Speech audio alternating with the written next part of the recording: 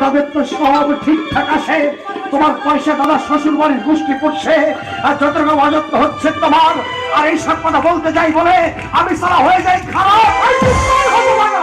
এই আমার অযত্ন হচ্ছে, তাতে তোর কি? তুমি যে তোমার দাদাকে শ্বশুর বাড়ির গোষ্ঠী পোষার কথা বললেন, তারা কিন্তু এই বাড়িতে যেতে আসেনি, আমার দাদাই তাদের ডেকে এনেছেন। কে কি করে এনেছে সেটা আমার দেখবার দরকার নেই।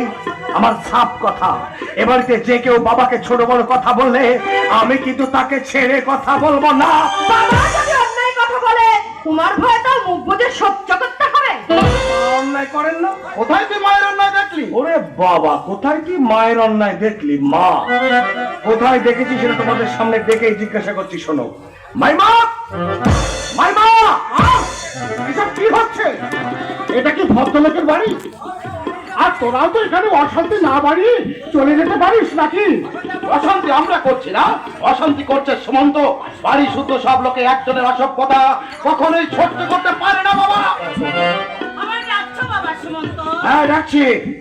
আমার বাবা আপনার মেয়ের কাছে অন্যায় করেছে বলে আপনার মেয়ের অঙ্গে ফোসকা পড়ে গেছে।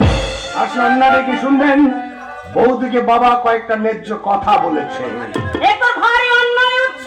উৎসর অন্যায়ের কথা থাক, আপনি কোন অন্যায় করেন কিনা আমি জানতে চাই। চুপ করবি কিনা আমি জানতে চাই। চুপ করো, আমি সারা হাটে হাড়ি ভেঙে দেবো। বলুন আপনি কোন অন্যায় করেন না? আমি কি অন্যায় করি বাবা? করেন করেন, আপনি বেশি করে করেন। এই জামাই মেয়েকে উচ্ছৃঙ্খলাতে আপনি উৎসাহ যোগান। আমার দাদার কানে ফুসমন্তর দিয়ে দিয়ে ওই রহিম বাবুকে গেঞ্জির কারখানায় আপনি বসেছেন। এগুলো অন্যায় নয়।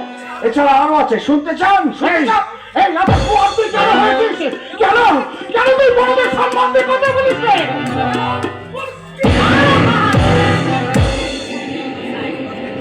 এ কি করছেন? ডাক্তার বাবু আপনাকে উত্তেজিত হতে একদম বারণ করে গেছে। আর তুই কিন্তু দিন দিন বড্ড অবাধ্য হয়ে যাচ্ছিস উৎস। তোর শ্বশুর যদি তোকে দু এক কথা বলেই থাকে, তাতে কি তোর কখনো রাগ করতে আছে? মাত্র কদিন আগে মরতে মরতে তোর শ্বশুর বেঁচে ফিরে এলেন, তার সঙ্গে তুই কিনা ঝগড়া করছিস?